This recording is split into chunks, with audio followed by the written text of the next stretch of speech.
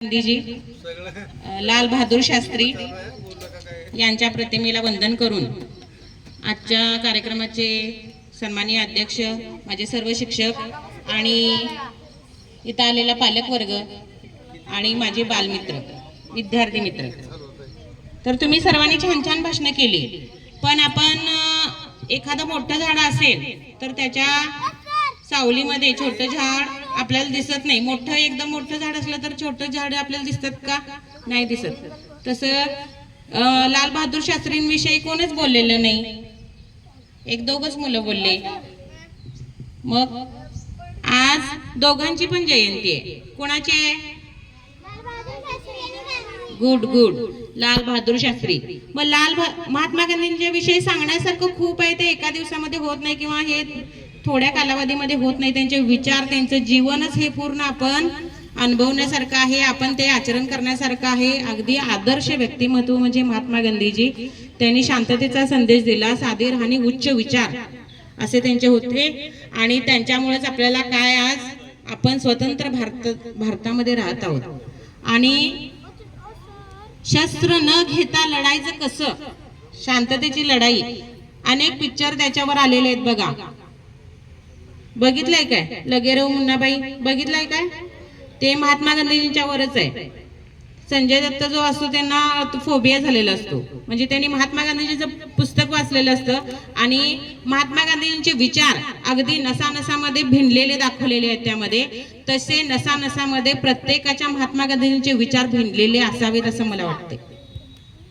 त्यांचं पूर्ण जीवन चरित्र जर तुम्ही वाचायला गेलं तर आपण ते आचरण करण्यासारखं आहे.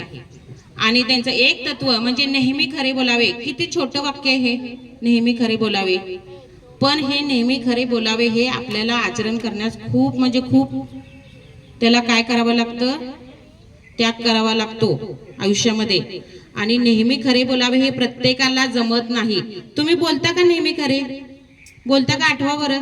कधी कधी तर तुम्ही खोटे बोलणार असलेलंच ना. पण नेहमी खरे बोलावे हे त्यांना का वाटलं? महात्मा गांधीजींनी हे कुणाकडून घेतलं नेहमी खरे बोलावे हे तत्व? राजा हरिश्चंद्र.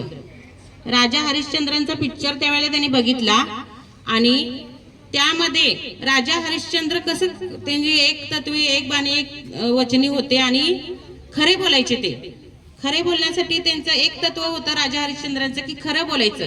काहीही आलं, काही झालं तरी आपण खरंच बोलायचं, असं त्यांचं तत्व होतं. आणि तो पिक्चर महात्मा गांधीजींनी बघितलेला आणि तेव्हापासून नेहमी खरे बोलावे हे तत्व त्यांनी अवलंबलं. आणि स्वतः पहिला करायचं मग दुसऱ्यांना सांगायचं, हे एक तत्व होतं. आता बघा, एक महिला आलेली छोट्या बाळाला घेऊन की त्याला एक वाईट सवय होती की तो सारखं गोड खायचा, गुळ खायचा, सारखं चोरून गुळ खायचा. आणि मग महात्मा गांधींच्याकडे गेली की तुम्ही जरा माझ्या बाळाला सांगा की हा सारखं गोड खातो रोज आणि त्यामुळे त्याचं काय, नेहमी आपण गोडच फक्त खाल्लं तर आपल्या साईड इफेक्ट होतात ना त्याचे. मग तसं व्हायला लागले. मग तुम्ही याला जरा समजावून सांगा की रोज खायचं नाही गुळ. मग महात्मा गांधीजी म्हणाले, तू 1 महिन्यानंतर ये, मला क्षमा कर, मी आज तुझ्या बाळाला काही सांगू शकत नाही. मग 1 महिन्यानंतर ती महिला परत गेली आणि गेल्यानंतर महात्मा गांधीजींनी फक्त एक वाक्य त्या बाळाला सांगितलं. काय सांगितलं? बाळ, आजपासून तू गुळ खायचा बंद कर. झालं. मग महिला म्हणाली, हे एकच वाक्य तुम्हाला जर सांगायचं असेल तर तुम्ही 1 महिन्याच्या आधी का सांगितलं नाही? मला परत 1 महिना वेट करायला का लावलं? का मला वाट बघायला लावली? तर महात्मा गांधीजी काय म्हणाले, त्यावेळेला मी स्वतःच गुळ खात होतो. मग मी गुळ खातोय म्हटल्यानंतर मी तुझ्या बाळाला कसं सांगणार? म्हणून ते स्वतः पहिला 1 महिना त्यांनी काय केलं, स्वतः गोड खायचं बंद केलं, गुळ खायचा बंद केला, स्वतः केलं पहिला आणि नंतर त्यांनी काय सांगितलं, त्या बाळाला सांगितलेलं आहे. इंग्रजांशी नुसतं शस्त्रानं आपण लढू शकत न लढता काय करायला पाहिजे, आपण अहिंसेच्या मार्गाने आपण लढलं पाहिजे. मिठाचा सत्याग्रह केला, शेकडो अनुयायी त्यांच्या पाठीशी होते.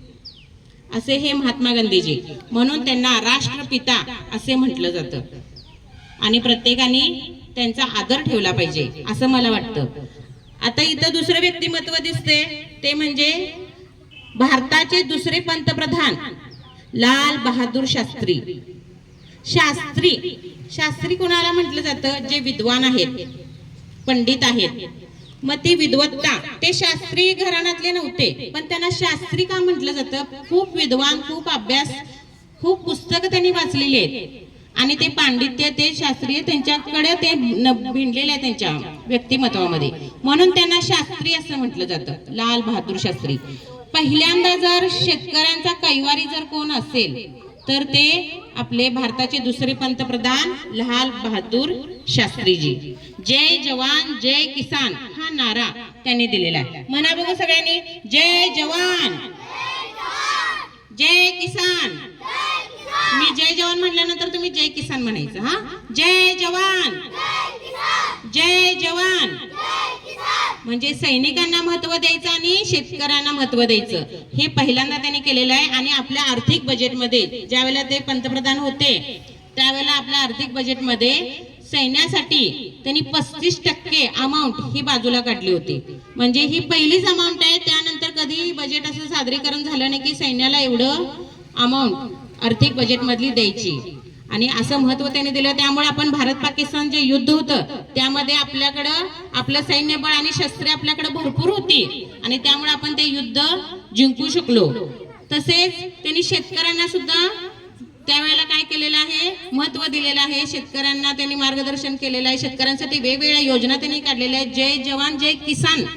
किसान, भारत हा शेतीप्रधान देश आहे आणि आपण त्यावेळेला बघा अमेरिकेहून गहू मागवत होतो आणि अमेरिका आपल्याला कसं वाटेल तसं बोलत होती, अपमानजनक शब्द बोलत होती. मग त्यामुळं लाल बहादूर शास्त्रींना वाईट वाटायचं की एवढा अपमान करून आपण हे त्यांचं गहू घेतोय खातोय, काय आपल्या जगण्याला काय अर्थ आहे, स्वाभिमान गहाण ठेवून आपण त्यांचा गहू घ्यायचा, असं त्यांना वाटलं.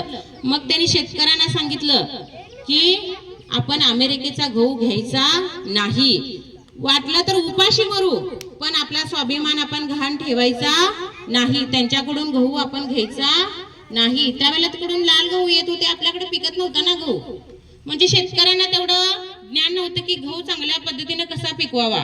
आणि लाल बहादूर शास्त्रींनी ती जागृती केली आणि शेतकरी आपल्या भारत देशामध्ये चांगल्या उच्च दर्जाचा गहू तेव्हापासून पिकवायला शिकला आणि स्वाभिमानाने जगायला शिकला.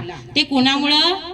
आपल्या लाल बहादूर शास्त्री. बघा किती महान व्यक्ती आपल्या भारत देशामध्ये होऊन गेलेले आहेत, त्यांचे विचार आपण आपल्या आचरणामध्ये आणले पाहिजेत. आता एवढे भारताचे पंतप्रधान होते, मग त्यांनी किती मर्सिडीज मधून फिरायला पाहिजे, पण त्यांच्याकडे एक गाडी सुद्धा नव्हती. त्यांची छोटी जी मुलं होती शाळेला, त्यावेळेला दिल्लीला शाळेला माउंट स्कूलला जात होती आणि ती टांग्यातून जात होती आणि त्यांच्या हाताखालचे जे सेक्रेटरी असतात की नाही त्यांची मुलं मर्सिडीज मधून जात होती. मग त्या मुलांनी आपल्या वडिलांना विचारलं, तुम्ही तर पंतप्रधान आहे आणि तुमच्या हाताखालचे सेक्रेटरी PA वगैरे त्यांची मुलं मर्सिडीज मधून जाताना आणि आम्ही टांग्यामधून का जायचं, आपल्याकडे एक कार सुद्धा नाही आहे आणि आम्ही पंतप्रधानांची मुलं आहोत आणि आम्हाला अभिमान आहे आणि आपल्याकडे कसं काय पैसे नाही आहेत. तर ते म्हणाले, मी प्रामाणिकपणे पैसे कमवतो आणि भ्रष्टाचार करत नाही, हे एक वाक्य.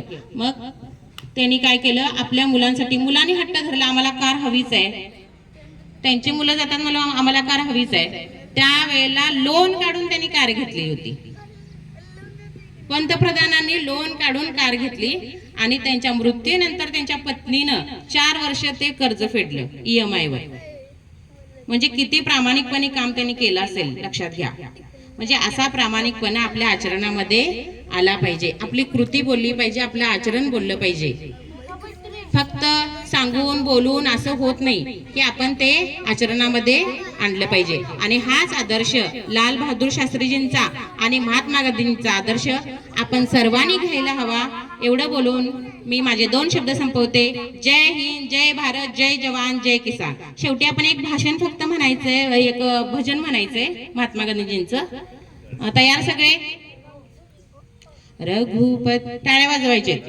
रघुपती राघव राजा राम, पतित पावन सीताराम. बॅक म्हणायचं रे तुम्ही. रघुपती राघव म्हणा, राजा राम, पतित पावन सीताराम.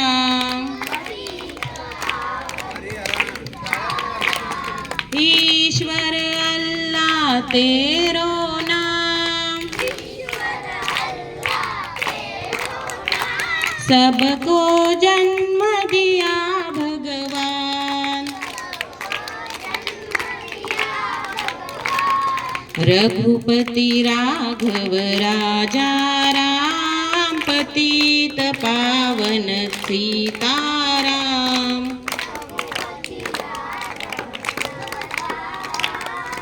पतित पावन सीताराम, मंदिर मस्जिद तेरे धाम, मंदिर मस्जिद तेरे धाम।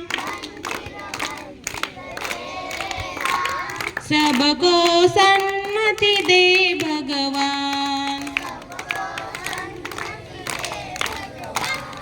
रघुपति राघव राजा राम, पतित पावन सीताराम।